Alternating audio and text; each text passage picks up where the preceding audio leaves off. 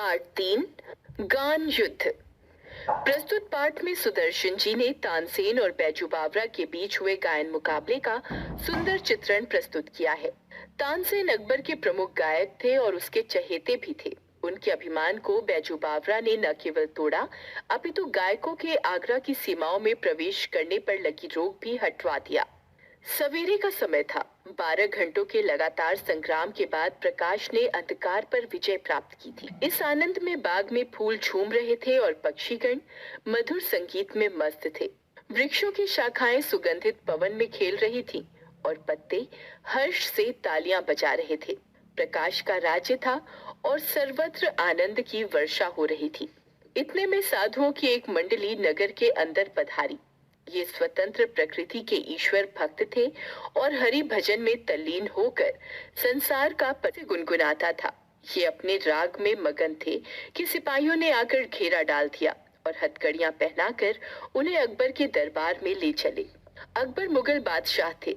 उनके प्रसिद्ध गवैये तानसेन ने ये शर्त रखी थी कि जो मनुष्य ज्ञान विद्या में मेरी बराबरी न कर सके वो आगरा की सीमा के अंदर न गाए, और यदि उसने ऐसा किया तो वो मृत्यु दंड का पात्र समझा जाएगा। बेचारे वनवासी साधुओं को पता न था, परंतु अज्ञानता भी एक अपराध है। अभियुक्त दरबार में पेश किए गए। तानसेन ने गान विद्या के कुछ प्रश्न किए।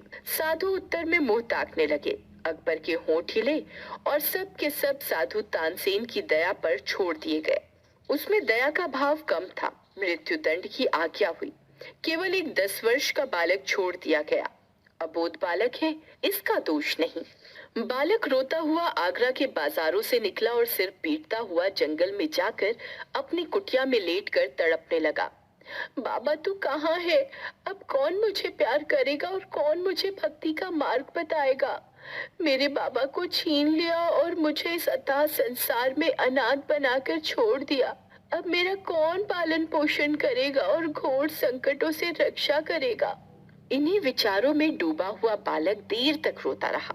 इतने में खड़ाऊ पहने हुए, हाथ में माला लिए हुए, राम राम जपते बाबा शंकरानंद कुटिया के अंदर आए और कहने लगे, बैजू बेटा अशांत मत हो।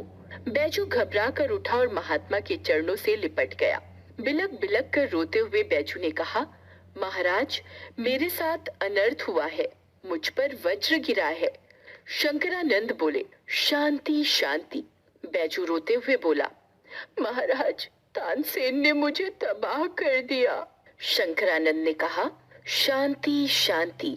बैजू ने चरणों से लिपट कर कहा, गुरुवर शांति जा चुकी है, अब मुझे प्रतिहिंसा की इच्छा है, प्रतिकार की आकांक्षा है।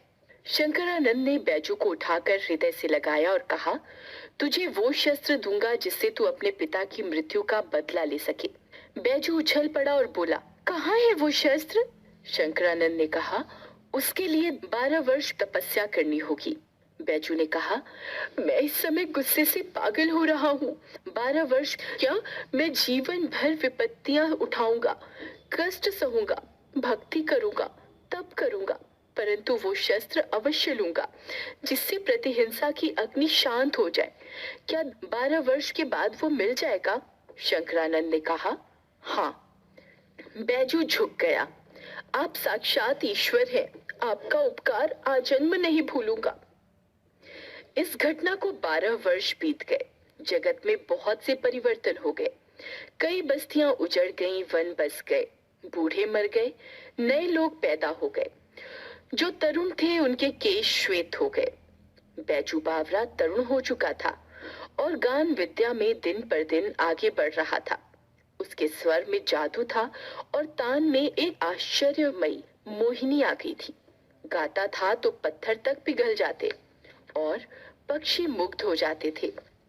एक दिन शंकरानंद ने हंसकर कहा, मेरे पास जो कुछ था तुझे दे डाला बैजू, तू पूर्ण गंधर्व हो गया है। अब मेरे पास और कुछ नहीं है, अब तुम्हें गुरु दक्षिणा देनी होगी।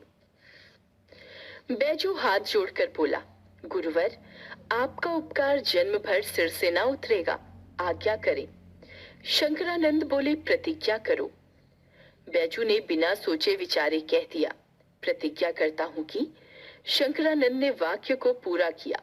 इस राग विद्या से किसी को हानि नहीं पहुंचाऊंगा। बैजू का रक्त सूख गया, पैर लड़खड़ाने लगे। 12 वर्ष के परिश्रम पर पानी फिर गया। बदले के लिए छुरी हाथ में आई तो गुरु ने प्रतिज्ञा लेकर कुंद कर दी। बैजू ने होंठ काटे, दांत पीसे, वह खून का घूंट पीकर रह गया, मगर गुरु के सामने उसके मुंह से एक शब्द भी न निकला। कुछ देर बाद एक सुंदर नवयुवक साधु आज आगरा के बाजारों में गाता हुआ जा रहा था। दुकानदारों और राहगीरों ने समझा कि मृत्यु इसके सिर पर मंडरा रही है।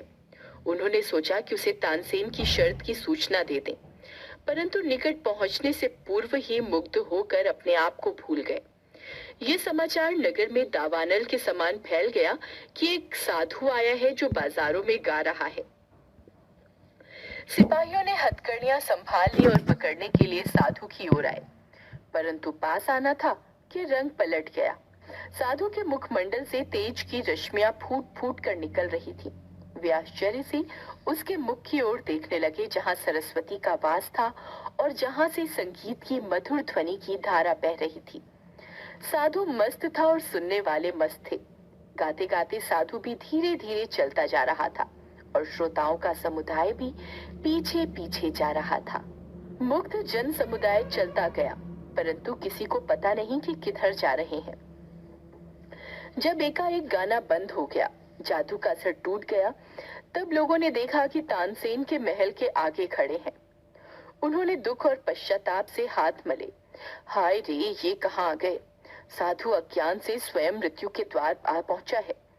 तानसेन बाहर निकला। अपार भीड़ देख वह विस्मित हुआ। फिर बात समझकर बैजू से बोला, हाँ, तुम्हारे सिर पर आज शायद मृत्यु सवार हो रही है।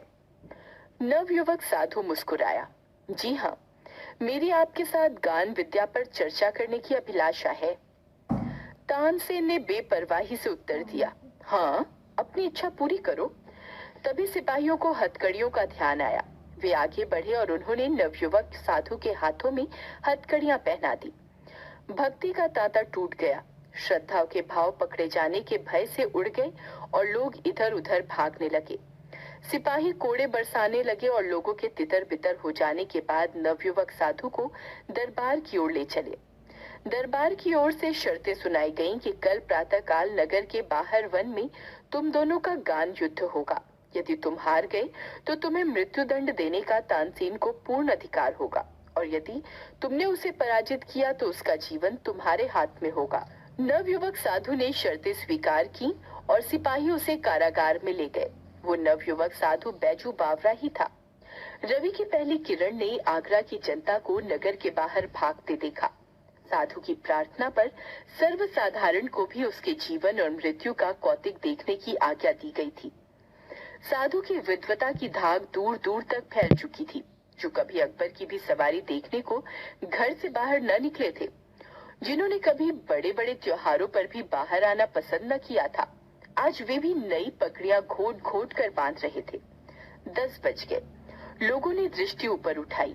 अकबर सिंहासन पर थे, साथ ही नीचे तानसेन बैठा था और सामने फर्श पर नवयुवक बैजू बावरा बैठा था। अकबर ने घंटी बजाई और तानसेन ने कुछ प्रश्न संगीत विद्या के संबंध में बैजू बावरा से किए। बैजू ने उचित उत्तर दिए और लोगों ने हर्ष से तालियां बजाई। मुख से जय हो बलिहारी की ध्वनियां निकलने लगी। बैजू बावरा ने सितार हाथ में लिया और जब उसके तारों को हिलाया तो जनता ब्रह्मानंद में डूब गई और वृक्षों के पत्ते निश्चल हो गए। वायु रुक गई और सुनने वाले मंत्रमुग्ध होकर सिर हिलाने लगे। बैजू बावरा की उंगलियां सितार पर दौड़ रही थीं। लोगों ने आश्चर्य से देखा कि हिरन छलांगे मारते हुए आए और बैजू बावरा के पास खड़े हो गए। बैजू बावरा तल्लीन होकर सितार बजाता रहा, बजाता रहा, बजाता रहा। हिरन मस्त थे। बैजू बावरा ने सितार हाथ से रख दिया और अपने कंठ से फूल मालाओं को उतार कर उन्हें पहना दिया। फूलों के स्पर्श से हिरणों को सुधि आई और वे चौकड़ी भरते हुए भागकर वृक्षों में छिप गए। बैजू ने कहा, तानसेन, फूल मालाएं पहने हुए हिरणों को अब यहाँ फिर बुलवाइए, तब मैं आपको संगीत विद्या में पूर्ण मानूं। तानसेन सितार हाथ में लेकर अपनी पूर्ण प्रवीणता के साथ बजाने लगा। ऐसा अच्छा सितार उसने अपने जीवन में कभी नहीं बजाया था। सितार के साथ वो स्वयं सितार बन गया और पसीना पसीना हो गया। बजाते बजाते बहुत समय बीत गया। उसकी उंगलियां दुखने लगीं। बहुत चेष्टा करने पर भी जब कोई हिरन नहीं आया, तब तानसेन की आंखों के आगे मृत्यु नाचने लगी। वो पसीना पसीना हो गया और लज्जा से उसका मुखमंडल तमतमा उठा। वो खिसियाना होकर बोला, वे हिरन तो अकस्मात इधर आ निकले थे, राग का प्रभाव थोड़े ही था। साहस है तो अब दोबारा बुलाओ। बैजू बावरा मुस्कुराया और धीरे से बोला, बहुत अच्छा। ये कहकर उसने फिर सितार पकड़ लिया। एक बार फिर संगीत लहरी वायुमंडल में लहराने लगी और फिर सुनने वाले संगीत सागर की तरंगों में डूबने लगे। हिरन बैजू बावरा के पास फिर आए। वे ही हिरन जिनकी ग्रीवाओं में फूल मालाएं पड़ी थीं और जो राग सुरीली ध्वनि के आकर्षण से आ गए थे। बैजू बावरा ने मालाएं उतार ली और हिरन कूदते हुए लोप हो गए। अकबर का तानसेन के साथ अगाध प्रेम था। जब उसकी मृत्यु निकट देखी तो कंठ भर आया, लेकिन क्या करते, तानसेन शर्त जो हार गया था। वह विवश होकर उठे और संक्षेप में निर्णय सुनाया गया। बैजू बावरा की विजय और तानसेन की पराजय। तानसेन कांपते हुए आगे बढ़ा। वो जिसने स्वयं किसी को मृत्यु के घाट उतारते हुए दया नहीं की थी, उस समय दया के लिए प्रार्थना करने लगा। बैजू बावरा ने कहा, जहां पना, मुझे प्राण लेने की इच्छा नहीं है। आप इस निष्ठुर नियम को हटा दीजिए कि जो आगरा की सीमाओं के अंदर गाएगा, यदि तानसेन से हार गया तो मरवा दिया जाएगा। अकबर ने अधीर होकर कहा, ये नियम अभी इसी क्षण से खत्म है। तानसेन बैजू बावरा के चरणों में गिर पड़ा और दीनता से कहने लगा, ये उपकार जीवन भर न भूलूंगा। बैजू बावरा ने उत्तर दिया, 12 वर्ष पहले की बात है, तुमने मेरे पिता के प्राण लिए थे, यह उसी का बदला है। सुदर्शन